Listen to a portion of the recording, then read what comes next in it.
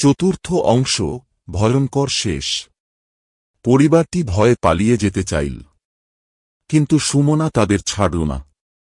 সে প্রতি রাতে তাদের স্বপ্নে আসতে শুরু করল। অনন্যা আর আদিত্য আর ঘুমাতে পারছিল না। একদিন গ্রামের পুরোহিত বললেন, সুমনার আত্মাকে শান্ত করতে হবে, তাকে একটা খেলনা দিতে হবে। পরিবারটি একটা সুন্দর পুতুল কিনে আনল। রাতে তারা পুতুলটা ঘরের মাঝখানে রেখে দিল।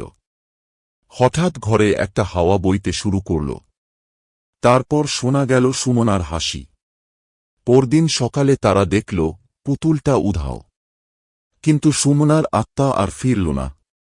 কিন্তু 1 বছর পর অনন্যা তার বাবাকে জিজ্ঞেস করল, বাবা, আমার ঘরে যে পুতুলটা আছে সেটা কোথা থেকে এলো?